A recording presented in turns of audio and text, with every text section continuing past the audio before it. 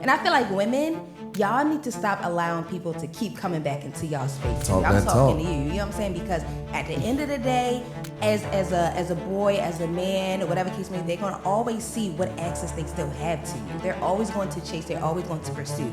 It's up to you to deny that access. It's up to you to realize, I already know what's back there. I need to go forward. Okay, so stop letting people get access to you. Put up them boundaries and keep it moving. Even with your events, I love doing events now. All the things that I truly enjoy doing, I've learned to now be able to monetize from it. Like, I feel like what Drake said, when I'm done having fun with it, I'm done with it. You know what I'm saying? Like, so I love doing events. All the events, even when it comes down to my wedding or my baby showers or the well, something's like, all of those are the things that I design and do. So I love being able to do that.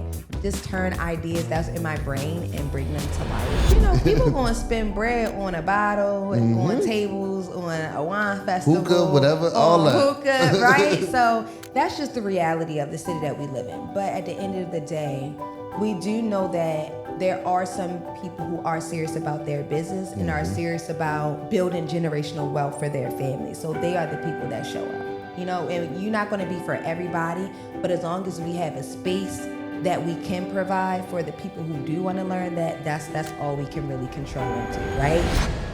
Yo, what's up, family? Listen, another episode of the Living Proof Podcast, man, where we bring real people, real testimonials, real people just creating something magic out here. Y'all know what time it is, man. They walking, they breathing, and they living proof. I always tell y'all this, but today we got a special guest, man. Today we got somebody homegrown. Today we got somebody that built the biggest wealth summit in the region. Period. We got Big Raven Paris in the building. Oh, not the little one. Yes. Raven, what's good? How you feeling? Thanks for having me here. I feel good. Your set is beautiful. Appreciate the vibes is good. I'm loving the branding.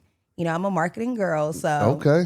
I'm feeling it. I'm going to start it off right, man. Who is Raven Paris? I feel like watching your journey coming up, you done wore so many different hats. Yes. Who are you? I'm telling you, honestly, I'm still figuring her out. If I'm being honest, I feel like I'm in a new season of becoming. So who Raven Paris is now is in a season of discovering, right? And tapping back into my God-given gifts, whether that was me being a personality, whether that's me curating spaces for women and for our people to be able to gain the resources that they need to advance themselves, or whether it's me being a mom or a wife, or me just being a woman and seeing what it is that I love in this season, what I like to do, what I don't like to do, knowing my boundaries. So I'm in a season of discovering, but I'm very educated.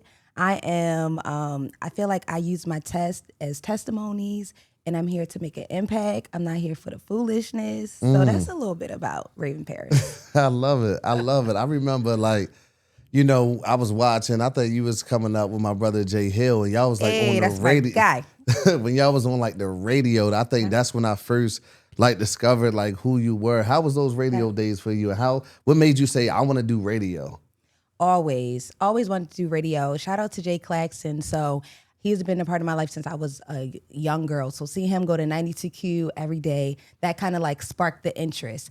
But then as I got older, I wanted to go to college for communications, and my family like, yeah, no, you're not doing that, because once you graduate, what you gonna do? And I'm just like, okay. So I went to Morgan State University, and I had the opportunity to start my own internet radio show. So I started Love the Culture Radio, and I feel like the passion always been there, but you just don't know how to do it, right? So once I started my own internet radio show, I utilized social media, and I always had the plan to make it to FM. So I used my gems and our free platform of social media to be able to knock down those doors. And that's how I got into 92Q. That's how I got into DTLR. And along the way, I knew that I had an idea of having like a breakfast club, but in Baltimore. So that's when I ended up doing like auditions. That's when I had Jay Hill and TK. And it's so funny because Jay Hill to this day will tell you the story when he was like, oh, Ray, I want to do radio, but I'm not trying to do no interviews. I ain't doing no interviews. I'm like, well, sir, you ain't been on radio without doing no interviews. Now look at him. You get what I'm saying? His whole brand now is off of doing interviews. So it just goes to show when you are moving intentionally, the impact will not just be for you, but for other people that is also connected to you as well. Man, that's crazy. Yeah. I want to take it back because I really want people to understand who you are, where you came from. Yeah. and your story, right? Because you were living proof. Like you just, hey, listen, I don't have it all figured out, but No. one door just gonna open the next, and that's gonna Okay. open the next. Yeah. But not only that, it started to open up, like we talking about Jay Hill, like Yeah. that opened up doors for him. Something that he said he wasn't gonna do. Okay. And now he's known for doing For it. interviewing. It's It's so crazy. funny. So how did you grow up? Like tell us a little bit about like, your early childhood. How did that happen? Yeah, so I would say that it was me and my mom. Shout out to Big Kim. Big Kim, what's up? But also, I feel like my tribe really helped raise me. All of my aunts, my grandmother. Of course, my dad was around. But it's the thing where as though I feel like moms are just more present. So I never lived with my dad. And then once upon a time, like my dad moved away. So it's always really just been me and my mom, right? For a while. Summertime, I would go see my dad. Shout out to my dad, because that's my guy.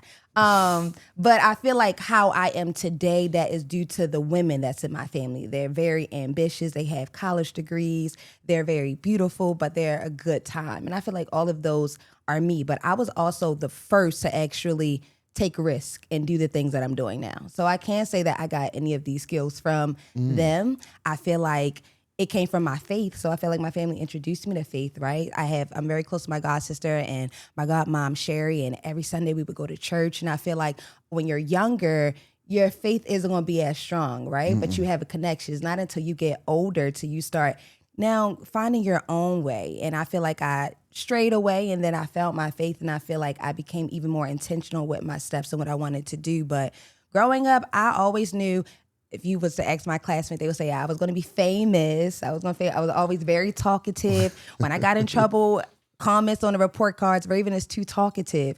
But now, I'm able to use my voice to make money. So I always go to show when I'm teaching other youth, like whatever it is that you're good at, that passion, right? Whether you like doing hair, whether you like doing nails, whether you like talking, whether you like journaling, those are all things that can end up becoming ways that you get paid now, right? And I didn't realize that then, but all the things I enjoyed doing then, I do now. I love it. I love it. Like big on the faith. Like just going back to that, I remember like me as a youngin', like it was I couldn't believe in something. Yeah. Like I had a problem with that. That was a struggle. Yeah. And now to see me today, like I do nothing without the higher power. Come on. You know what I mean? Yes. Like everything that ever happened to me happened for me. Yes. And now I can see that. Like when I was young, I'm like, man, why is this? Like, You don't really why am I know. growing up in poverty? Yeah. Why is my dad not around? Why is my Yeah. mom on drugs? Like, Yeah. and it was like, I didn't have any faith, but now it's just saying it full circle. It's like, you had to go through that journey. You know what I mean? In order to help make the impact. Yeah, so you had to stray away for a minute, you know what I mean? But that's good that you had your family that was all strong women that you could see. Like, Yes. could you say those were your role models? Yeah, for sure. When people ask who your role model is, definitely my aunt. Shout out to Neek. Aunt Shanique. Shout out to Aunt Tori. Shout out to my Aunt Renee. Shout out to my Aunt Karen. And shout out to my mama. That's definitely like the core. My grandmother had a lot of girls. They're very strong-minded.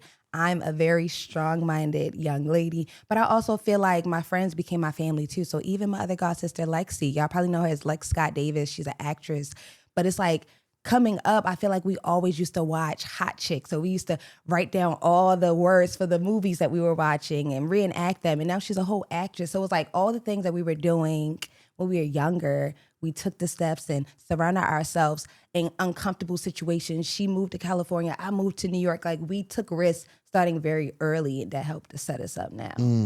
Yeah. So now, like being in those rooms, seeing people like start to live out their dreams. Yes, beautiful. You know, even being on radio, I'm sure you've seen some, pretty big people or interviewed or talked to some pretty big people. Yeah. Anything in your spirit ever said, man, I should be that. I should be there. I should be further than what I am. Honestly, I feel like where I am now, I would say I wish that I would have taken the step to actually go to school for communications instead of going to school for something else due to the fear that my family projected onto me, because I always say I would have been much further in my journalism career, because I would have ended up getting an internship. I would have probably ended up moving to New York even faster. I would have ended up connecting with people who are in my industry even faster. I had to kind of open up the doors due to me not having the education and figure it out along the way. So I know if I would have instantly went to school for that once I graduated high school, I would have been much further. But then again, my story wouldn't be what it is now, right? So I don't have any regrets, but if I could have done one thing, that is one thing I would have done. I've never been in radio where as though I feel like I've compared myself physically to someone to say like, I should be where they are. Because at the end of the day, it's like, I'm not. I have my story, you have yours. And like I said, it all plays out accordingly. And they say like thief is the isn't it like the comparison of Is it a thief of your joy? Yes. Yeah. Right. And I'm really big on that. And I feel like we all are here for our own purposes and our own reason. And it's like once you start comparing yourself, you're now, for one, not acting in the spirit of gratitude, but two, like, what's for you is for you. You know what I'm saying? That'd be hard though. I ain't gonna lie, like cause I be looking at some of these other influencers like, man, I should you can't. Stop playing with me. No, you can't. You know what I mean? Like I got that in me though. I ain't gonna lie. That's not. I don't ego. act on that. That's ego. It is. That's I ego. got a big one. You know what So I it's mean? a different. That's So ego. sometimes I be having to talk to myself Yes. and tell myself like, bro, like, but you're still good. Like you're still blessed. Yes. What's for you is what's for you. Yes, and you had to knock down the door. So like, once I say, when I was coming up into the industry, whereas though I originally came in like, hey, can you get me in this door? Can you help do this? And once they was telling me no, I use that as fuel. That's what I say. I had to build my own table. So now I'm gonna build my own tables. I'm gonna use that as fuel to get to where you are. You get what I'm saying? And you're gonna see what I'm doing. And I feel like I'm gonna end up in the same spaces as you due to my work ethic, due to me doing the work that God placed within me to get into the doors that I want to be in. I use that as fuel that way. Whereas though, all right, you here, but guess what? I'm going to be even further due to where I know I'm supposed to be at. And people don't realize like I think that's your blessing. Like not getting it early, not getting it easy, like building up that consistency, building up that capacity to keep going. Like, hey, listen, I love no's. Yeah. Like for me, I know personally, like I love I don't no's. like them, honestly. I love them because I'm like, fuel you. that makes me just go harder. Like, good. I'm glad you gave me that no. Now I gotta go back in the lab. Now I gotta do this. No cap. That's what I had to do. You know what I'm saying? All right, bet. And I'm gonna show you that. I gotta show you. Even like, and like when I was younger, and it's like, and I feel like I've never said this publicly, but like, even like with, you know, anybody that ever like played with me, whether it was an ex-boyfriend, whether it was like friends, whether it was whatever, it's like, okay, now you gotta listen to me on radio. Now you gotta watch me on your television screen. Now you gotta see me do all the things that you missed out on because you was a shitty person. Okay. So I use that as fuel too back in my day, but you know, I'm renewed. Okay. You were new. How many of them said, listen, I gotta swing the block. I gotta come back around. I know they did. They in the DMs like, hey, listen, you doing your thing. Please. I'm proud of you. Everybody want to be so proud now. Here go my number if you need anything. Child, I'm nice and happily married. Okay. Like.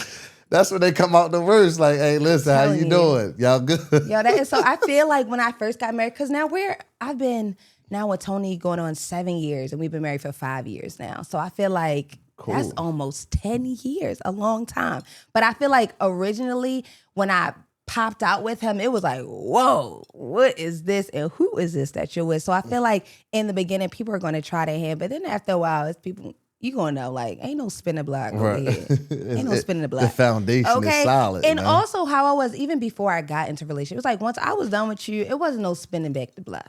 Oh, you ain't never spent No, for what? You ain't know nobody what's ever back get a there. second chance? God. No. Now, it's been situations where, though, you know, it's a situationship once y'all separate, y'all still trying to figure it out. But once we pass that point, ain't no spinning the block. Nah, it was none of that. And I feel like women... Y'all need to stop allowing people to keep coming back into y'all space too. I'm talking to you. You know what I'm saying? Because at the end of the day, as a boy, as a man, or whatever case may be, they're gonna always see what access they still have to you. They're always going to chase, they're always going to pursue.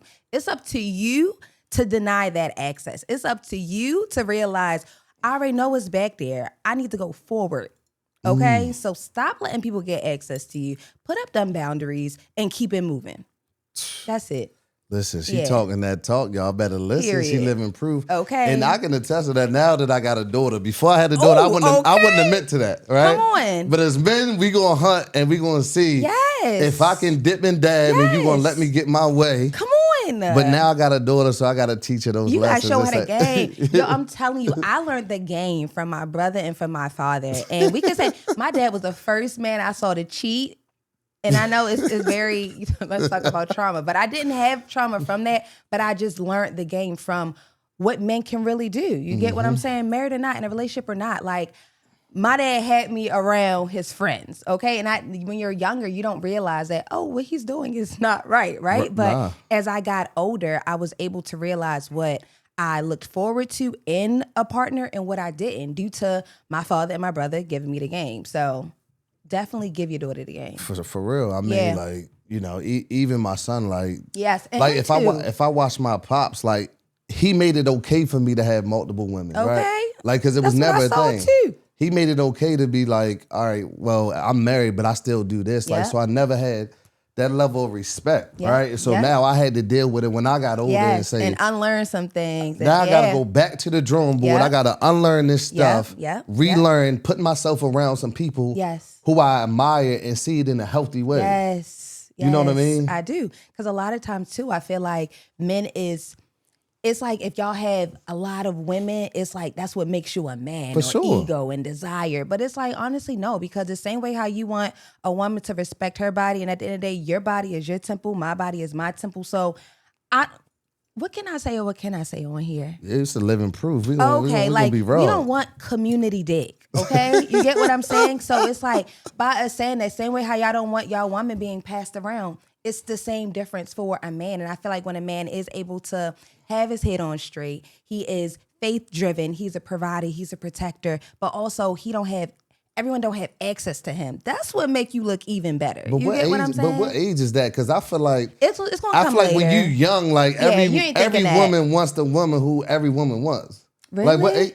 I feel like when we was young, that was true. Well, I feel like when you were younger, but once you come into your own identity of what it is that you want for yourself, that's when those things kind of start changing. Because I feel like when you're younger, you're being influenced by your friends and people that surround you. But then as you start getting older and start having a little bit of vision idea of where you see yourself going, then I feel like that's kind of where that kicks in at. Nah, you know what I'm saying? Like maybe like mid-20s, later 20s. Nah, you know what I'm saying? Like getting close to 30s, Later 20s, because we were bred, especially like in our environments, you know what I mean? Like the man that had the money, the girls, the women. Right. They came were with the praised. lifestyle. They were praised. So like what you think as a young, and I'm saying, oh snap, oh he pulling up in the caddy rims, girls hopping in and out, he got the latest on. I want to be like him. And then you realize like, nah, as you get old, that's not what the women really want. That's on that stuff. Some no, the women do, that's on that stuff, they don't want that. Okay. They know their worth. They like, listen, Okay. I don't want what everybody want. I want what's for me. Yes. And it's like, dang, I gotta change my ways. Okay.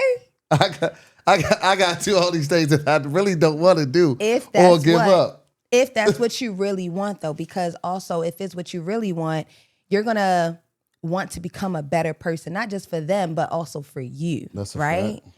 Also for your kids, because like you said, now you need to be the model that they're going to see. Because we didn't have those models. Me and you both said we didn't have those models in the father. You know what I'm saying? Like now my father is the best version he's ever been. You know what I'm saying? And now that man is in his 60s. I don't know. Hey, listen, shout out to your pops. You know what I mean? I said, hey, pops. You know what I mean?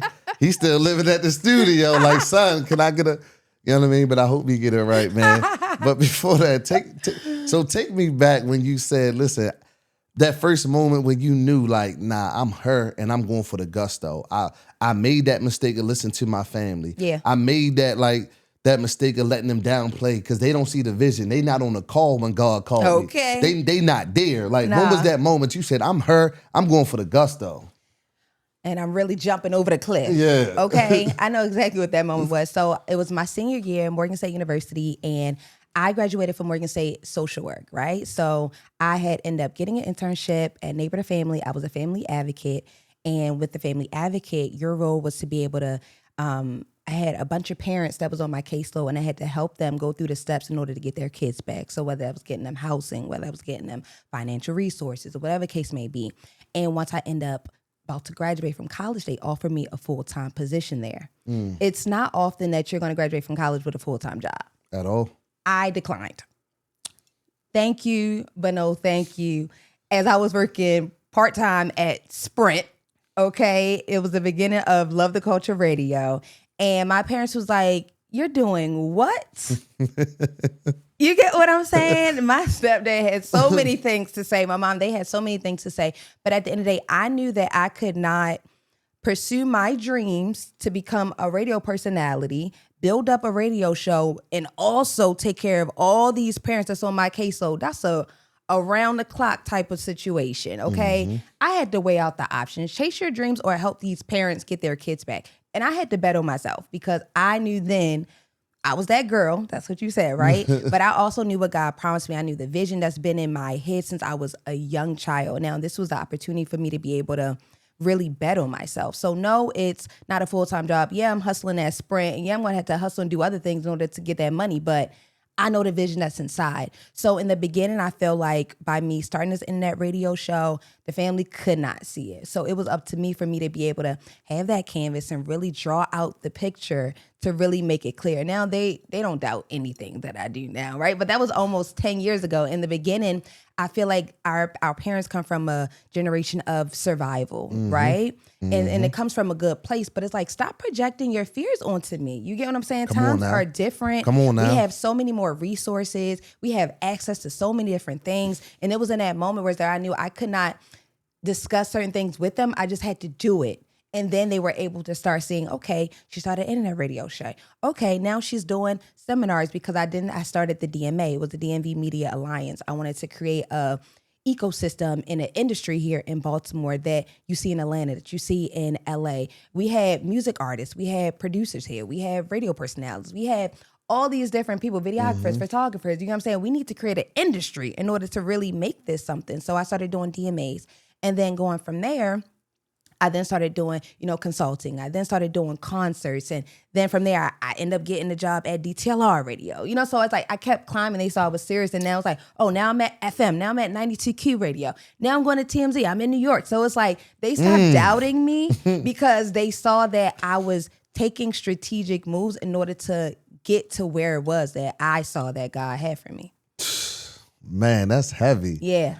Like I really need y'all to catch that because a lot of y'all, the reason you're not getting to your goals and your dreams because you listening to small-minded people. Okay. And it's not because they don't love you. It's because they want to keep you safe. Yes, it's because they safe. came from a different genre, a different generation, and they don't understand what's going on. Yeah. Like I can imagine if I had my parents and said, I want to be a YouTuber. Now my son I want to be a YouTuber. I'm like, shoot, he go to DGI, bro. Okay. Like, we gonna get it in. Like, he go to cameras. Like, what we need to do. Yes. Things change. It's changed so much. I always say that even when it comes down to like college, like me and Tony go back and forth about this because I ain't forcing my kids to go to college. Okay. Granted, college is good for the network, for the experience, for the independence. Cool. If y'all want to go to college, I'm not going to knock it. But if my kids is like, hey, I want to pursue this or pursue that, and they're already in high school, they already have a trade, they already have a skill, we didn't already found out ways for them to make money, and they don't want to go to college, I'm not forcing it because now your parents done worked up enough to be able to get you access to resources and other things in order to fulfill your dreams. Like you said, times have changed. So that's what I'm pushing. Let's get to the bag. Let's get to the passion. We don't have to do things the regular, you got to do this, you got to do that, you got to do that. Like, that's not how the world works anymore. At all. At all. Tony. Okay. How Tony pull up on you, man? I gotta hear that. How you beat on Tony Toe? I gotta hear the first line. And Tony, how you pull up on you? It's so funny because he honestly ain't pull up on me crazy. I end up meeting him at one of his properties that he was flipping. So I wasn't even looking for him. He definitely wasn't even looking for me. I end up being in one of the properties that him and his brother was flipping. And conversation just ended up happening. Of course, while we're there, I'm talking to him, not even knowing how the real estate world works. But it's like, oh, do you need help marketing this? I'm in radio. I can help with the open house. I can help. Like, that's not even how things go, right? But like, that's how we're talking. And it's on Halloween. And according to him, it was a spider. It was a spider that I saw. And I climbed on top of the counter and I like killed it. But to see this small girl go and kill bugs, he was so intrigued by it. Like, who is she, right? And one thing I was intrigued about him was he didn't know me from a can of paint. He didn't know I was Raven Paris from radio or this. Like, he was in a whole nother world and I was in a whole nother world. So I enjoyed that too because, you know, being in the industry, I've been around them all. I've been around football players. I've been around the rappers. I done been around celebrities, right? To where as though I could have really been a part of that life if I wanted to. I could have really been a rapper's girlfriend or this and that, but it just was like my piece is something that I never, ever played about, right? So the fact that I did meet somebody who did not know me, but genuinely just liked me because of me, I'm like, okay, right? And it was on Halloween. I wanted to get home and, you know, watch Halloween movies. And instead we were there for like hours just talking. And then when I was about to leave, he gave me this nice big hug. And I know it's just a hug, but I really felt like it was like a puzzle that just like connected. And I thought it was just me that felt it, but he ended up texting me the next day and he also said something about the hug. And he said he wanted to end up seeing me. And I thought like with my schedule and his schedule, I thought we wasn't going to see each other soon. But he's like, I'm trying to see you like today, like tomorrow, right? Apply that pressure, Tony. I hear you. Okay, real humble. And that weekend, I had 3 different events I had to do. So of course, I'm not going to, you know, cancel any work plays, any money plays. But you're welcome to pull up on me at work if you know if that's what you want to do. So he ended up pulling up on me that Sunday, the last day of my event. And that day I had to moderate a panel. It was for a web fest. And he was just so intrigued by how I was in a room full of different minority people. And it was a lot of white people. And it was like a lot of different people. And I just always show up as me. So he's very intrigued by the first time he saw me in my element as Raven Paris. And from that day and that moment, I feel like we just been locked in ever since. And that was, like I said, we met on Halloween of 2019. And then we ended up being in the pandemic in 2020, right? That was locked in. Then we really got locked in. I ended up being proposed to 9 months after we met during the pandemic. Tony wasn't playing no games. No. So while people were separating, we actually ended up getting closer. And the world was shut down. So you had to really like each other. And I felt like that was something like I genuinely liked being around him. He genuinely liked being around me. Because it's not like I wasn't dating during that time. I was dating. And I was dating nice guys. But I feel like the chemistry still wasn't clicking. And me, I'm very adventurous. Me, I've always known my worth. I've always known the options that I have. So I was never just going to settle. And I also wasn't going to be a type of person that also was going to take advantage of anyone either. Like, oh, this guy really likes me, but I don't really like him. You get what I'm saying? So I was able to also define that too. And I really had liked Tony. So we've been locked in ever since. It wasn't nothing crazy. It Tony was getting alignment. to the bag, flipping them properties. Okay. You said, man, hold up, man. I see you. Tony, what that hug was about, man? what y'all think that hug was about? Man. Yeah. 3 kids later. Yep. And y'all done built something. Yep. That's and crazy. It's different too because Tony also was the first man that I dealt with that also had a kid. When I started dealing with Tony, Monzi, she was 2. And she was 2 about to be 3. And me, I never dated nobody with kids because, you know, people with kids and baby mamas and baby daddies, they still be intertwined and it'd be drama. And I never, ever wanted to be in the mix of that. But by him also putting boundaries in place with the mother of his child, that made me feel safe enough to want to be able to build and develop something with him. And then on top of that, this was the first time I then had to be a role model up close with someone outside of, you know, people on social media, etc. This is now with a toddler who is watching me, right? So I feel like Monzi also was the first being who showed me what it's like to be a mom, that I had to care for, care about her hair, care about what she's going to eat, care about what we're going to do throughout the day. You get what I'm saying? Like, especially now it's during the pandemic, he's used to just being like a single dad. You're going to say, but now you're not a single dad. You have someone here that's able to help you now. So I feel like I was able to learn a lot too by being with him and now being this mom figure to this young girl. I want to hold it right there because what boundaries made you feel safe? Because it's a lot of people that's like, man, I don't want to get in that situation either. Yeah. But you may miss your opportunity. Okay. Oh my God. You know what I'm saying? Like, yes. because it's not what it looks like for you. Yes. You want the man, oh yeah, I want him to be single. I want him to have no kid. Like that But the ain't man real. for you, he might have already had something that made him a better man for you. Come on.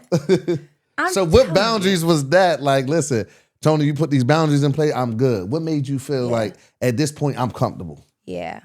I'm so glad you said, because it's not even just women who feel like that. I had to have this conversation with my cousin Jared, a man, okay, because he feel like he only want to date women who don't have kids. I'm like, but now we are over 30 years old, sir. Yeah. That's going to be hard, right? And like you said, you're going to skip and miss your blessings with your list. This perfect list that you have in place that does not exist, or it may not be aligned with what God has for you, and you're going to miss your blessing. But either way, back to the question. The boundaries that I had put in place so I could feel safe was more so what time y'all was conversing. If it is after, I think then, because it's like 7 years old, if it's like after 9 o'clock, if it's not something like an emergency with Monzi, then, you know, she don't need to contact you, right? So he was able to send her a text to communicate that with her, share with me the text, the conversation, so I know that it was done. It was certain moments where as though he was able to, and I'm trying to not put, because we're all in a good space. I love Monzi's mom. She loves me. But it was certain, they had a lot of history before I came into the mix, right? So due to them having a lot of history, it was a lot of emotions that were in place, right? I was the first girlfriend at the time that was now putting these boundaries in place that she wasn't used to, right? So I feel like she never brought any negative energy towards me, but a lot of energy was towards him, right? So it was certain things that may have happened, whether it was certain pop-ups on a late night that may, you know, try to happen while I was there, and him just setting things in place like, yeah, no, you're not coming in here. It's not happening. You get what I'm saying? And like things like that, or just, you know, being able to communicate with her about, you know, the changes that we are making. You know, he did introduce me to her, you know, as new girlfriend, or even once we got engaged, or even when we was about to get married, you know, just having those transparent conversations.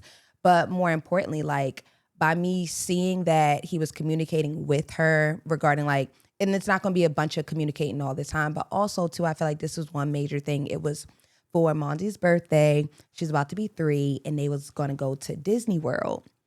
And he ended up asking, did I want to go with them? And mind you, at this point, it's only, 2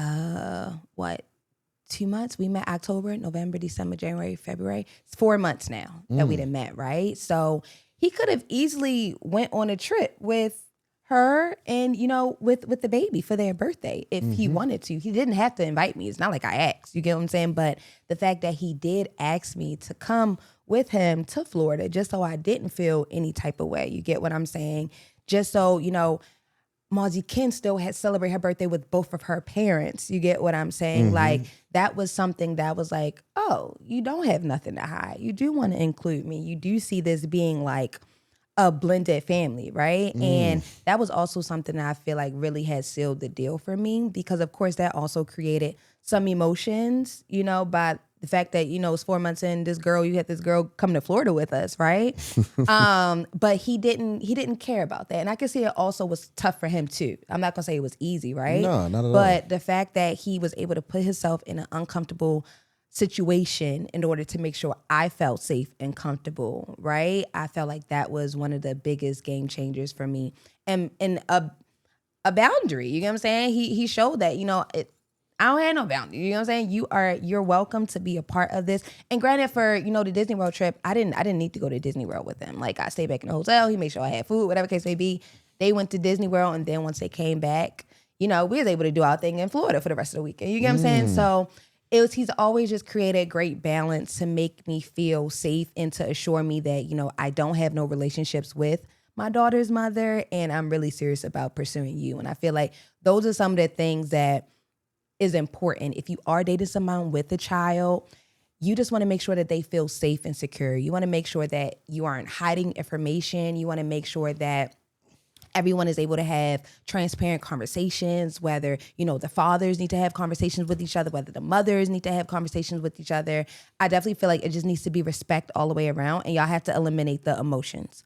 The emotions got to get eliminated. If y'all not together no more, let that man be with his next person, or let that woman be with that man. But as long as, you know, your child is safe, that's the most important part. And I feel like it's always been respect between us. She's always, thanked me for being a good role model to our daughter. She's always, Mother's Day, before I even birthed any kids, she wished me happy Mother's Day and vice versa. So it's always just been respect between us. Y'all had big respect. That's super dope. Yeah. I think so many people gonna learn from this, right? And Jared, I hope you open your list up, Okay. right? Because there may be somebody out here for you. Yes. But like, man, we really got to do a better job of just setting boundaries, especially when it comes to trying to move on. And baby mom, they can overstep, or like we have the control, we have the Y'all power. have to control that. Come it on. may be uncomfortable, right? Yes. It may be an argument, it may cause some chaos. Yep. But that we got to jump this hurdle. Yes. And then we will get there. Yes. Man. So there was listen, some man. hurdles. Like I said, he was uncomfortable a lot of the time, especially that first year. But I'm sure. He shook through it. Tony, know you what I'm saying? brave. 4 months in, bro. You brave. Cause you 4 months in. Hey Tony, where you get that bravery from? But that's super dope. I'm glad that he showed you what it looks like and made you feel comfortable. That's super dope. And now you're able to help out other people, right? Because some people gonna battle with that, man. Well, his baby mom, she doing this. That and was me. And you can school him like, hey, listen, he got to put these in place. He got to let her know this is what it is, even if he feels uncomfortable or have to have that tough conversation. Yes. So you and Tony now able to build something great. Wealth Summit. Yes. How in the world did y'all build Wealth Summit? And matter of fact, let's take it back. Before that, what made y'all say, listen, I got to educate our people? Like, honestly, the Wealth Summit was Tony's baby. And I feel like I just gave it some vision and gave it a nice facelift and stuff, But he always used to watch Earn Your Leisure. So that it started with him, learning about the financial education and seeing the need for the education, especially here in Baltimore, where we're from, right? So he was in communication with Earn Your Leisure for a good 7 months to a year, and I didn't even know. He didn't come to me until literally it's like, hey, we got to go and we bring Earn Your Leisure here. And we're doing a conference and we want to do a live interview. And I'm like, okay, but it started out with, let's do it at the Pendry and let's have a pool party. Let's have the interview. And then let's do, it was all over the place, right? So we had to streamline it, give it some purpose, give it some vision. But we knew overall we needed to be able to bridge the gaps between financial education and minority communities, right? We also were doing things within our own household, such as learning more about, credit and learning more about stocks or, getting into, trust funds and different things like that. So as we were learning new things and implementing them within our household, we oh, wait, this is something that, our family, our friends should learn more about, right? So that was also the idea behind it too, sharing what we're learning, you get what I'm saying? Because we're not experts in the financial field, but we have the connections, we have the friends, and we have the resources. So let's now be able to create something and do something with this for our community. So after we did our first one, Earn Your Leisure, they interviewed Chris and Janine, the founders of BTST Services and Black Swan and Selfish. They interviewed them, and we brought a lot of powerhouses out from Baltimore. It was at Morgan State University, and it was so good, right? It was so good. And from there, because we didn't even have our nonprofit yet, but with that first event, we also had over 100 youth be able to come. We had partnered with different nonprofits, so they was able to bring their students to the event. And then we end up having a VIP hour after for people to be able to network and eat and drink. And it was cute. It was cute, right? And then going into the next year, after we got the feedback from the first one, we're like, oh, we got to do this again. Keep going. You got to keep going. So then the second year, I feel like then we just started connecting with more bankers, more bank partners. Because first time we literally used our own money, and it was funding from our some of the funding from our building, actually, CEOs Evolve. And I feel like we really just put our blood, sweat, and tears into creating something for the community. Didn't make no profit, no anything, but the impact was made. Second year, we end up partnering with the Baltimore Peninsula. Shout out to Shanair. And we end up having it there. And that's when we end up having our first major sponsor, Wells Fargo. They end up giving us $35,000. And then we partner with First National Bank, and we partner with CQ, and they were able to open up over 30 bank accounts for, the youth that showed up there. We was able, first year we had 100. The second year we was able to have up to 300 youth that was there. The youth had their own Youth Wealth Summit. They had their own youth lounge and food and drinks, and they ended up doing our first boat workshop that was put together by Vibes and Wave Charters. And then we end up having Earn Your Leisure back again. And we had different workshops and a lot more partners in the mix. And it ended up being a 3-day weekend. So we kicked it off with our VIP night Friday at the Roost at the Baltimore Peninsula. We had a hotel block, so everyone was able to stay down that Baltimore Peninsula area. Kicked off at the Roost VIP night. The next day it was at the Summit, so it was in the next building next day. And then that Sunday we ended it back at the Roost for our VIP brunch. And it was a full experience. And a lot of people had gained new business partners. They was able to get some funding because we also had EDAC. They had did a grant, whereas though, entrepreneurs are able to also win some money. And it was great. Again, we didn't make a financial gain, but the impact was there. The relationships was made, and that was fulfilling for us, right? And again, it was just me and Tony. We didn't have a board then, a madhouse, okay? Now I'm going into the third year of the Wealth Summit. It was last year, and that was the best year, hands down, I feel like, because we had a board in place. We had all of our partners always end up coming back. But last year we ended up giving away over $8,000 to different entrepreneurs, right? That we had a week of workshops leading up to the Wealth Summit. So we had Abu, shout out to Abu Fafana. He did an ads workshop. We had a AI and tech workshop, and we end up having a pitch practice workshop to actually learn how you can pitch for these grants or funding that you're trying to do for the competitions. And we end up having well over 20 partners, to really pour into our community. And it was just a full week of vibes, right? Of learning, of intimate spaces with like-minded people, of entrepreneurs, creatives, and financial enthusiasts and nonprofits. And it's something that I feel like it ended up being supposed to be our fundraising event for our nonprofit. But honestly, it's like I said, it wasn't until our third year that we actually had anything to pour back into our nonprofit, but the impact has been made. The staple is me and Tony is being known for, the Wealth Summit around the whole DMV area. We had people come down from Chicago, from Houston, from Arkansas, from Virginia. So it's definitely growing into something beautiful. That's super crazy because you don't hear about that around here, right? If you want to go to something, you got to go to Atlanta. You go to Atlanta, yeah. Right? That's where you go. Yeah. And it's how did you know, our people was going to show up? Did you have a worry about that? I don't know if this area is built for this type of event. Because, people going to spend bread on a bottle, on tables, on a wine festival. Hookah, whatever, all that. Hookah, right? So that's just the reality of the city that we live in. But at the end of the day, we do know that there are some people who are serious about their business and are serious about building generational wealth for their family. So they are the people that show up, and you're not going to be for everybody, but as long as we have a space that we can provide for the people who do want to learn that's all we can really control and do, right? And due to, some of my marketing background, CEOs Evolve, I feel like that's also been my space too, whereas though I'm able to utilize my marketing strategies in order to really push it. So also shout out to our PR partner, the PR Alliance, who also help us with all of our media hits that we end up getting. We do our press runs and different things like that. So I definitely feel like your marketing strategies have to be in place, but also something that we're doing differently this year is having different Wealth Summit Live events throughout the year to really nurture the community, right? To always give them something to look forward to also provide virtual experiences too, whereas though if you can't come in person, we have a virtual ad workshop that you can sign up to be a part of, right? And it's something that we're able to we want to be a part of your journey throughout the year, not just at an annual event. So this year we was able to partner with M&T, and we did a Valentine's theme event, but really just it was our legacy supper club.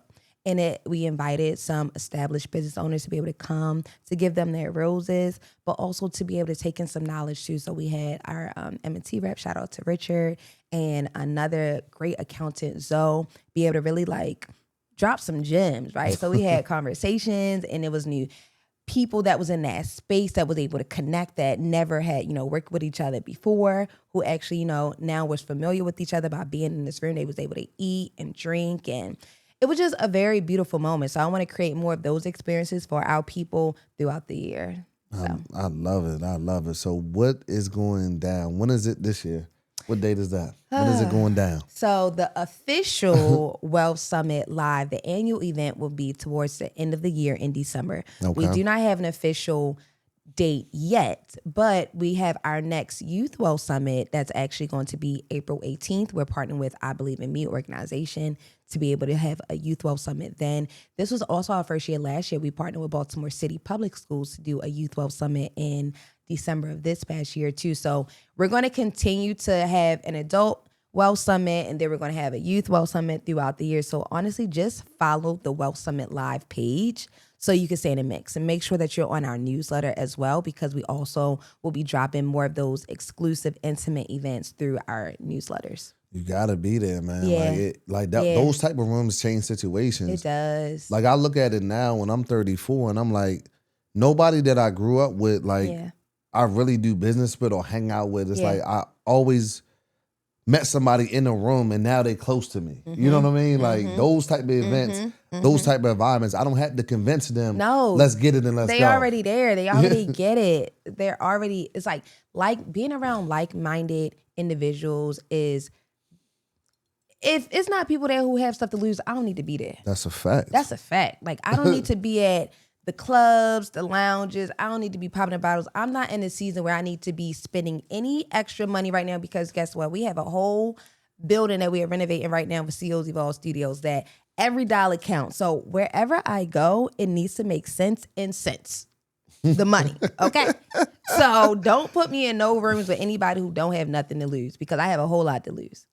Man. Period. Listen. How are you blowing these brands out? Because I think people don't understand. You the ones behind the scenes, marketing, social media, managing. Yes. And I don't think people understand that. Like when they just see the brand out, but they don't understand who's that person behind the marketing it. How are you blowing up so many brands, social media managing? Like, what's the secret sauce? I need it. I ain't gonna lie to you. Honestly, I just think it's strategy. Even by helping be a part of a few different events too that we may see around, where I've been able to help, tap in with the marketing behind it too. And I feel like it really just boils down to having a good product or service that's going to really help bring solutions for the people. Right? I feel like that's the part. As long as you have a good product or service and you're able to tell how I'm now going to help bring some solutions to you, you'll be able to now have a good ROI, return on investment.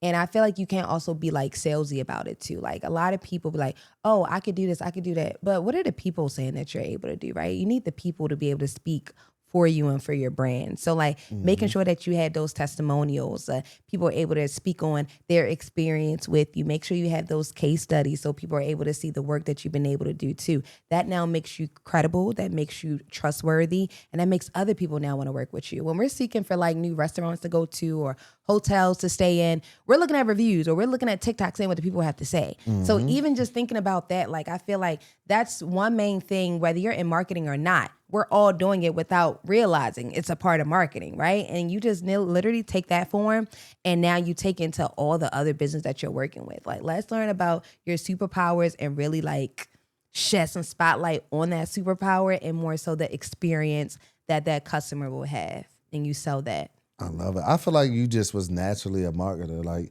You marketed. It was me. The way that you market yourself. I was the first case study. I was. It was. It's absolutely amazing, because there's so many people out here or businesses, they looking for somebody like you. Hey, listen, I need to pivot. Maybe I was in that era where newspapers were good, but now I need to pivot to now social media or, you know what I mean, getting online and getting my brand out there. So, are you taking on clients? How can people find you? What's going on? Yeah, so CEOsevolve.com. You can go into the website if you are serious about inquiring on a service. So whether you just need to, declutter your brain a little bit, that's something I'm really good at doing. That's called consulting. And then also if you need help with like content creation, because I feel like being an entrepreneur or creator, creating that content is the hardest part. It takes so much time, but guess what? We could take that off your hands and create your content for you, create your content day, create your shot list, make sure it has some strategy to go along with it.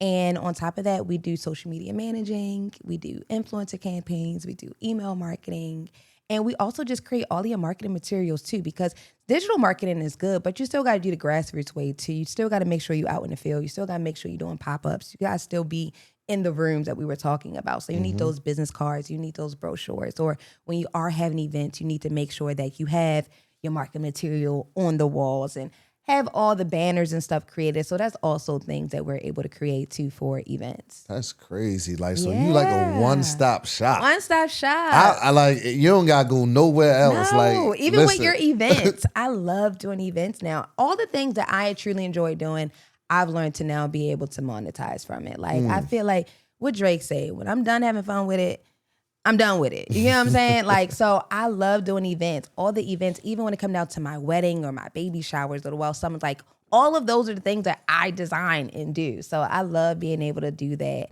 Just turn ideas that's in my brain and bring them to life. It's just like, that's a superpower. Like, God gave you this vision and now you're able to see it in real life. Like, I love doing that. And people need to like lean into that. Like, people aren't good at it. Like, put it down. Go hire somebody. Come on. Go work with Raven. It makes no sense. Yeah. You sitting there stuck in your business, stuck trying to get your brand out. If somebody already out here with proven results, why wouldn't you do that? And also, too, I feel like we are in it's a sticky economy right now, right? For so sure. I also feel like finances really create some like restraints too when it come down to like, oh, I don't have the money for it or this and that. But I feel like if you have something that's good, right, people will work with you. You get what I'm saying? For sure. So if I see that you are hungry for and you have a good product or you have a good service and you may not have the exact amount for this, what is your budget? Let's work with what you have. You know what I'm saying? But closed mouths don't get fed. You have to really want it. Also speak up for what you want first. And if you're serious about it, you're going to attract the right people who's going to work with you because they also believe in the vision, what you're doing as well. And also by me knowing that the climate is very shaky and people money is not how it used to be just due to the climate that we're in right now. I have definitely been thinking about creating a, build your own marketing budget. And then within that budget, we can see what we can do within it. I've been thinking about it, but now I feel like since I've said it, that's something I really got to see through now. The people they gonna hold you to that. They gonna if you know, come like, to me with your price, we can see what we can do with it. Because I do feel like everyone deserves to have good marketing. For sure. And even when I went to HBCU Summit, I had to speak on a panel, and I realized there are a lot of entrepreneurs who are now college students, and they damn sure don't have the money. You get what I'm saying? So like, I definitely been also thinking about creating like little packages for college entrepreneurs as well. I love it. Yeah, they definitely need it. They're gonna be hitting you up and saying, "Listen, what's that budget thing that you were talking about?" Come talk to me. Because they need it, but also like just speak up, y'all. Like, yeah, I do it all the time. Like, they may not have the budget, but I might be like, all right, cool. Just give me an equity, give me some equity, because I know my expertise and what we got in the engine behind us. So you never know what that is going to be, but closed mouths do not get fed. Not get fed, man. Listen, today was absolutely amazing. Raven, I appreciate you stopping past, showing people that you live in proof. Where can they find you at? Because there's going to be some people like, I need that expertise. I need to be around you. I just need that energy. Like, where can they find you at? You can follow me. I am Raven_Paris on Instagram. I'm also, I'm not really on Facebook like that, but you can look up Raven Paris. I'm on all the platforms, but I'm really active on Instagram. And also CEOsevolve.com. Go to the business website, or like for my personal website too, I have theravenparis.com if you're just interested in booking me for any of your local events. If you need a good speaker, that is something I'm really good at. I can show up for you. So yeah. Absolutely, man. Oh, wait. Also, I have a Be in the Parkers page too if you want to get to know me and my family and my little cute babies. Being the Parkers on Instagram. Man, what? This about to be a show. I can see that now. This about to be a whole show. Well, listen, y'all. Y'all heard it, man. Listen, the marketing, social media expert, Raven Paris, so many different hats throughout her journey. It's crazy. The wife, the mother, everything. Listen, y'all, this is the Living Proof Podcast. Real people that have stories that's going to help you out. I hope y'all watching this. Hope y'all learn from this. I'll see y'all in the next episode. Let's get it.